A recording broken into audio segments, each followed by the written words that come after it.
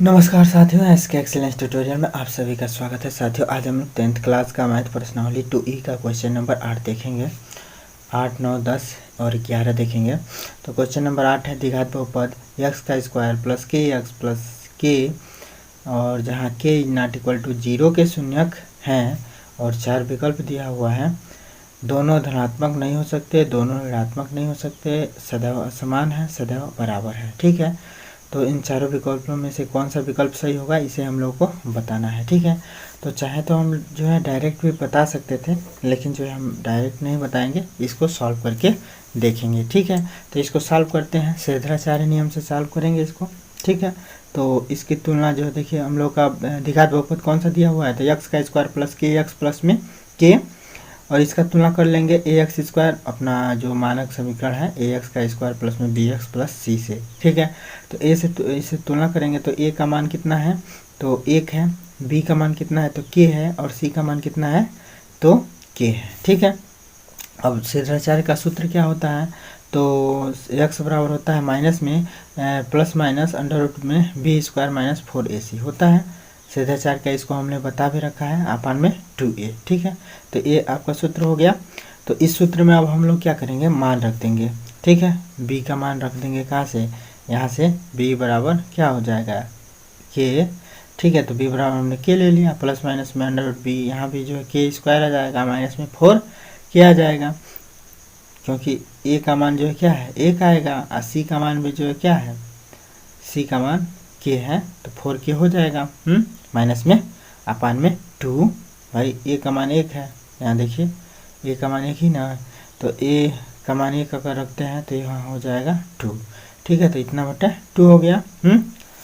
अब देखिए, तो एक्स बराबर इतना लिख सकते हैं, कितना, के माइनस 2 का होल ऑफ स्क्वायर और माइनस में 4 अंडर रूट में लिख सकते हैं, क्योंकि इसको आप लोग अब विस्तार करके हल करेंगे तो इतना ही आएगा। देख लीजिएगा, के का स्क्वायर, अगर मैंने इसका ब्रैकेट को खोलेंगे तो ए माइनस बी का होल स्क्वायर है, तो ए माइनस बी का होल स्क्वायर जानते होंगे, करेंगे तो फिर इतना ही आ जाएगा। ठीक है, तो हमने इस फॉर्मेट में कर लिया।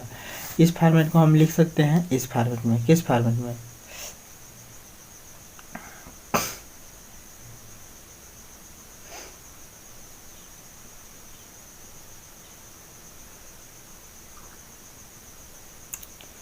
इस फॉर्मेट को हम लोग क्या लिख सकते हैं।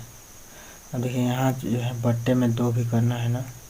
ठीक है, तो इतना हमने इसको लिख सकते हैं, कितना, इसको इतना लिख सकते हैं। यहाँ तो कोई दिक्कत नहीं है। अब इसको देखिए, अब इसी बात को जो हमने जो है क्या किया, अब ये तो बट्टे में 2 रहेगा ही, यहाँ 2 रख देंगे। ठीक है, 2 करना पड़ेगा, हमने 2 छोड़ दिया है। ठीक है, तो अब देखिए एक्स का स्क्वायर हो गया, भाई हमने जो है पूरा समीकरण का वर्ग कर दिया। इस क्यों किया, मैंने सभी पदों का वर्ग कर दिया इस रूट को हटाने के लिए। तो इसका वर्ग करेंगे, इसका भी वर्ग कर देंगे, और इस पूरे का भी वर्ग कर देंगे। ठीक है, तो इसका वर्ग करने से फ़ायदा ये होगा कि ये रूट हट जाएगा। ठीक है, अब बट्टे में जो है 2 का भी वर्ग कर देंगे, तो यहाँ हो जाएगा 2 का भी वर्ग कर देंगे, तो यहाँ हो जाएगा 4। ठीक है, तो नीचे जो है 4 आ जाएगा। ठीक है, 4 आ गया। अब देखिए, इसका वर्ग हो गया, इसका वर्ग हो गया, अब ये तो वर्ग बचेगा ही बचेगा, ये काटे नहीं है, ये तो 2 रहेगा ही, 2 रहेगा, मतलब वर्ग रहेगा ही रहेगा, क्योंकि इस वर्ग से यह कर्णी हट जाएगा बस। ठीक है, तो एक कर्णी हट गया, तो जो है क्या आया, एक्स का स्क्वायर, अब माइनस में के का वर्ग प्लस माइनस के माइनस 2 का वर्ग, और माइनस में 2 का वर्ग। ठीक है, अब बट्टे 4। ठीक है, तो बट्टे 4 आ गया, तो बट्टे 4 आ गया। अब ठीक है, अब इसको सॉल्व करते हैं, तो माइनस में के का वर्ग करेंगे तो प्लस में के हो जाएगा, होगा। आप प्लस में के का वर्ग करेंगे, देखिए ये काटे नहीं है, ये पहले किए थे तो गड़बड़ हुआ था, तो अब दूसरे तरीके से बता रहे हैं। ठीक है ना, तो ये के ही समझिए इसको। ठीक है ना, ये काटा नहीं गया है। ठीक है, तो के का वर्ग हो जाएगा, मैंने इसका विस्तार करेंगे ए माइनस बी के होल स्क्वायर से इसको खोलेंगे तो के का वर्ग होगा, अब प्लस में जो है क्या होगा, के का वर्ग हो जाएगा, नहीं ये तो के का वर्ग है ही, यहाँ पे तो यही है। अब इसका करेंगे तो के का वर्ग होगा, माइनस में जो है 2 गुणे भाई ए का स्क्वायर, माइनस में 2ab होता है, तो 2 गुणे 2 करेंगे तो 2 दूना 4 हो जाएगा, के का के ही रहेगा। अब प्लस में 2 दूना 4, मैंने इसका भी वर्ग करेंगे ना तो ये हो गया। भाई इसको आप लोग खोल सकते हैं, देखिए ना भाई के -2 का आप लोग वर्ग करेंगे तो के का वर्ग होगा, अब प्लस में माइनस में भाई यहाँ जब माइनस है तो 2ab होता है ना, तो ab का मतलब ए बी मानिए तो ए बी, तो ए का मतलब के, अब बी का मतलब 2, तो 2 दूना 4 होगा के। तो यहाँ पे 4k हो गया माइनस में, अब प्लस में जो है 2 का वर्ग कर देंगे तो 2 दूना 4 हो जाएगा। अब माइनस में इसका भी वर्ग करेंगे तो माइनस में 4 हो जाएगा, तो इससे ये ख़त्म हो जाएगा। तो बचेगा क्या, अब बट्टे में जो है 4 रहेगा ही रहेगा नीचे, ठीक है।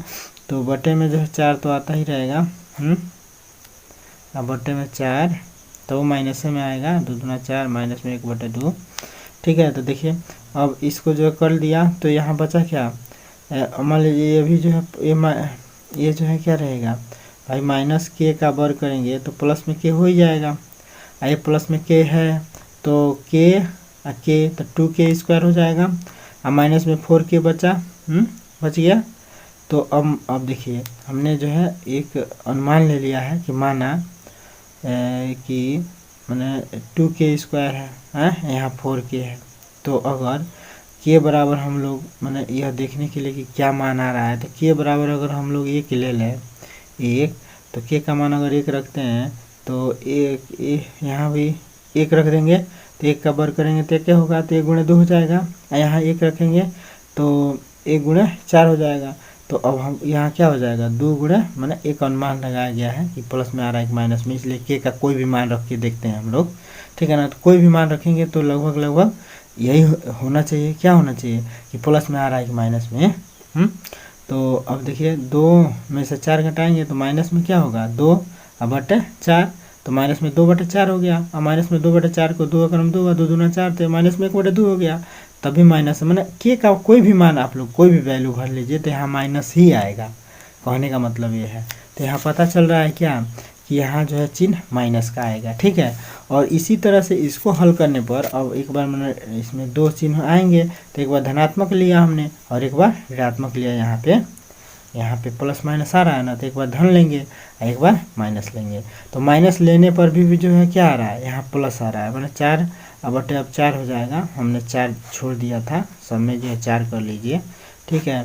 यहाँ 4 तो 4 बटे मैंने यहाँ भी के का मान हमने 1 ले लिया, तो 4/4 आया, यानी कि 1 प्लस में ही आ रहा है, प्लस में 1 आ रहा है। इसका मतलब एक ऋण और एक जो है धन आएगा, ठीक है। यहाँ से पता चल रहा है कि एक ऋण होगा एक धन होगा, दोनों धनात्मक नहीं हो सकते हैं। इससे क्या पता चल रहा है कि दोनों धनात्मक नहीं हो सकते हैं, यानी कि विकल्प 1 सही होगा, ठीक है। यहाँ जो आप लोग कर लेंगे ना, सेम ऊपर जैसा किया गया है वैसे ही ये भी है, देख लीजिए। माइनस के का वर्ग करेंगे, माइनस इतने का वर्ग करेंगे, माइनस इतने का, तो क्या हो जाएगा, ये माइनस के का वर्ग करेंगे तो प्लस में के आ जाएगा, क्योंकि के गुणे के का के गुणे के करेंगे तो के का वर्ग हो जाएगा, प्लस में होगा। यहाँ माइनस है, और फिर इसका खोल देंगे ब्रैकेट, तो के का स्क्वायर अब माइनस में 4k अब प्लस में 4 हो जाएगा। और फिर इसको जो है करेंगे सॉल्व तो 2 दूना 4 हो जाएगा, होगा। अब देखिए इसमें जो है 2 का केवल वर्ग है, माइनस का वर्ग नहीं है, ठीक है ना। यहाँ जो है माइनस के का वर्ग किया गया है शुरू से ही, लेकिन यहाँ जो है केवल 2 का वर्ग है, इसलिए इसमें कोई चेंजिंग नहीं हो रहा है, ठीक है ना। तो अब देखिए अब यहाँ पे जो है क्या होगा, के का वर्ग हो गया माइनस में के स्क्वायर और माइनस में 4k, क्योंकि इससे ये कट गया है।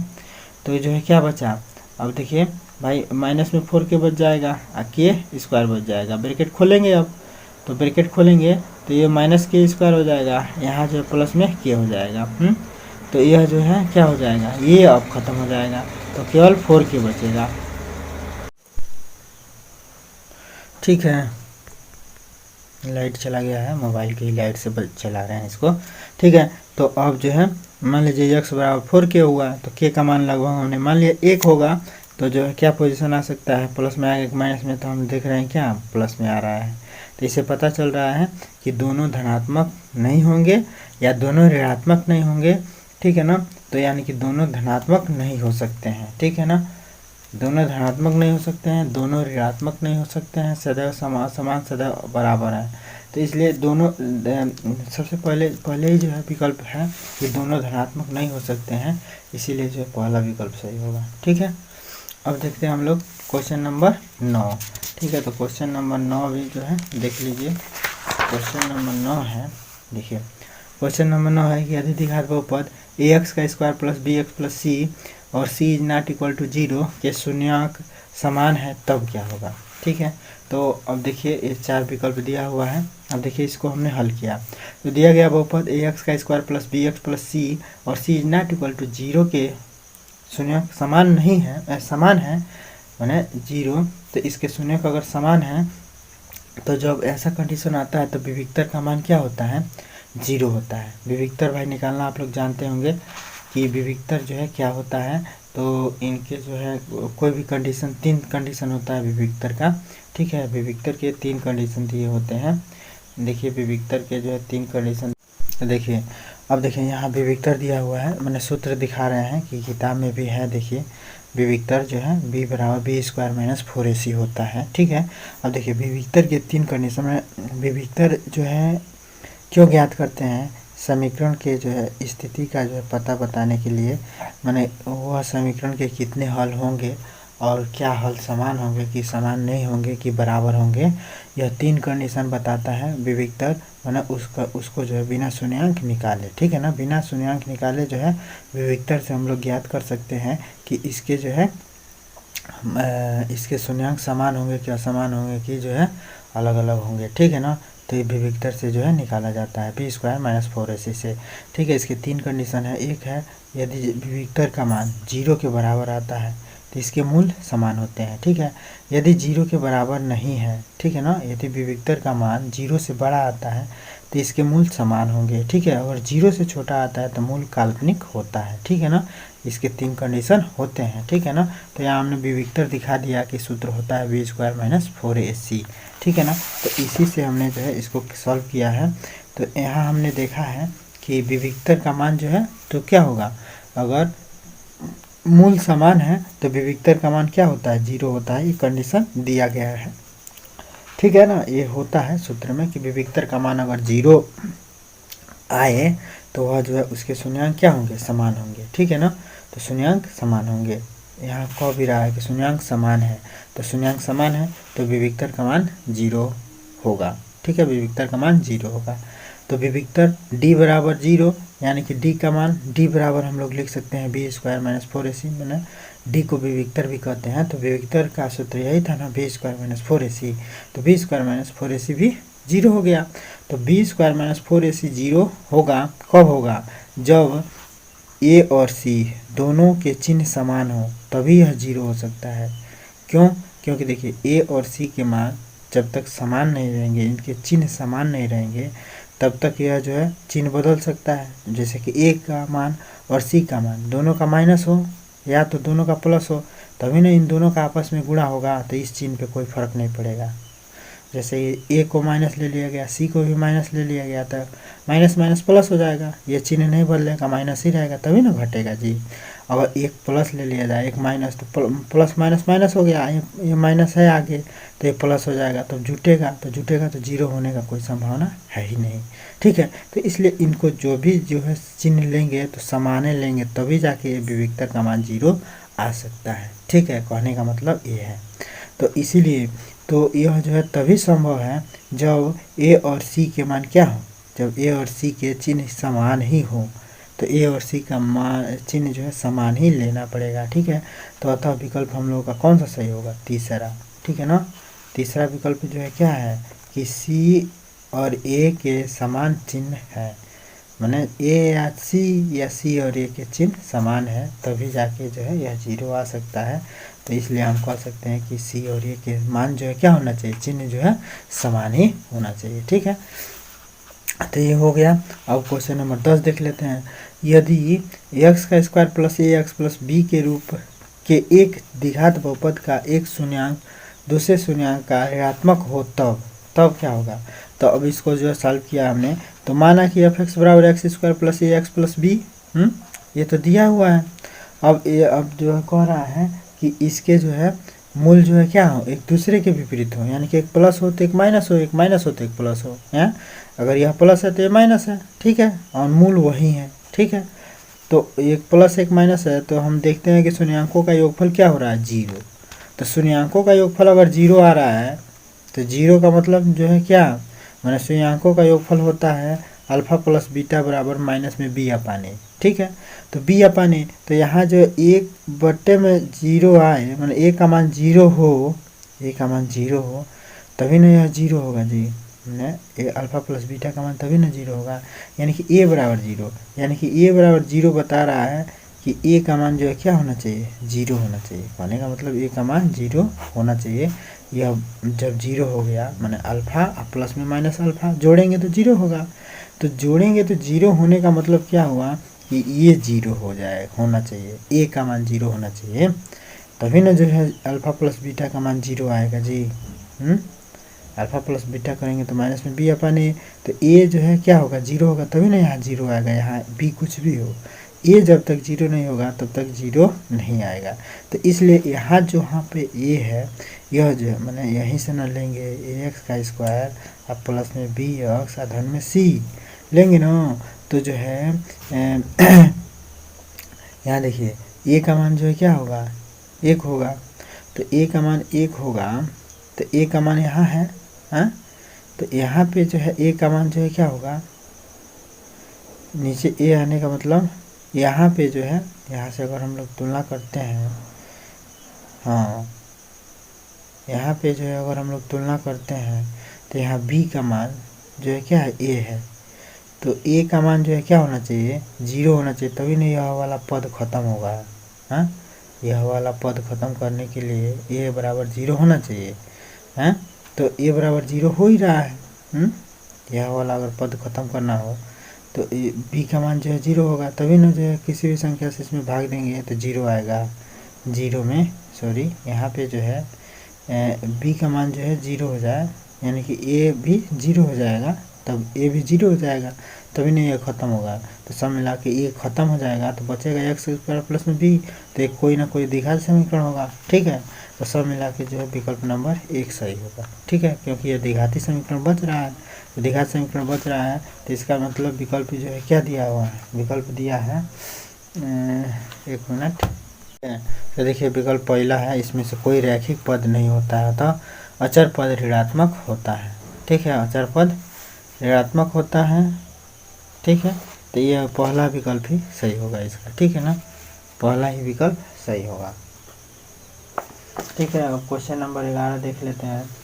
तो क्वेश्चन नंबर 11 देखिए ना, क्वेश्चन नंबर 11 यही ना है कि निम्नलिखित में से कौन सा एक द्विघात बहुपद का आलेख नहीं है। तो इसमें से देखिए द्विघात बहुपद का आलेख नहीं है, यह हो सकता है, यह हो सकता है, यह हो सकता है, क्योंकि इसके देखिए दो बार काट रहा है एक्स पे, तो दो बार काटने का मतलब ये द्विघात समीकरण है, माने इसके दो हल होंगे। और यहाँ देखिए तो यहाँ पे जो दिखा रहा है कि इसके तीन हल है, तो द्विघात समीकरण के अधिक से अधिक दो ही हल होंगे, तीन हल हो नहीं सकते हैं, इसलिए यह जो है द्विघात समीकरण का रूप नहीं हो सकता है। ये हो सकते हैं, इसके एक हल है, इसके कोई हल नहीं है, तो द्विघात समीकरण का हो सकता है कोई हल ना हो, एक हल हो सकता है, ठीक है, माना अधिकतम दो ही हल होंगे, तो दो हल हो सकता है। तो ये जो है कुछ जो है सुटेबल है विकल्प, लेकिन ये विकल्प बिल्कुल गलत है, क्योंकि इसके तीन हल हैं और द्विघात समीकरण के कभी भी तीन हल नहीं होंगे, तो इसलिए यह जो है विकल्प चौथा सही होगा, ठीक है। तो आशा करते हैं कि ये सभी सवाल आप लोगों को समझ में आया होगा। सवाल समझ में आता है तो चैनल को सब्सक्राइब कीजिए, लाइक कीजिए और इसको अधिक से अधिक शेयर कीजिए, ताकि अन्य भी स्टूडेंट्स को इसका लाभ मिल सके, ठीक है। विद्या एक ऐसा धन है कि जितना बांटेंगे उतना ही बढ़ेगा, तो इसलिए इसको बांटिए, शेयर कीजिए। थैंक यू, धन्यवाद, पढ़ते रहिए, मस्त रहिए, खुशहाल रहिए, और फिर मिलते हैं अगले वीडियो में। कल जो है चैप्टर शुरू करेंगे तीसरा, तो अब लाइन से ही क्वेश्चन बताएंगे, बीच बीच में कोई किसी का आप कमेंट नहीं बता सकते हैं, बहुत अर्जेंट कमेंट होगा तो बताएंगे, ठीक है ना। तो इसलिए लाइन से बता रहे हैं, लगभग सभी जो है सिलेबस ख़त्म कर देंगे हम समय रहते हुए, तो इसलिए आप लोग जो है अच्छे से पढ़िए, लाइन से पढ़िए, और सबको जो है सॉल्व करते जाइए, कॉपी बनाइए और कॉपी पर सबको नोट कीजिए, तभी जो है इसका बेनिफिट मिलेगा, अन्यथा बेनिफिट मिलने वाला नहीं है। और ये स्मरणीय बिंदु को भी जो है आप लोग याद कर लीजिएगा, जो लास्ट में दिया रहता है, ठीक है, बहुत ही इम्पॉर्टेंट होता है, तो इसको आप लोग कर लीजिएगा। थैंक यू, धन्यवाद, बाय बाय, जय हिंद, जय भारत।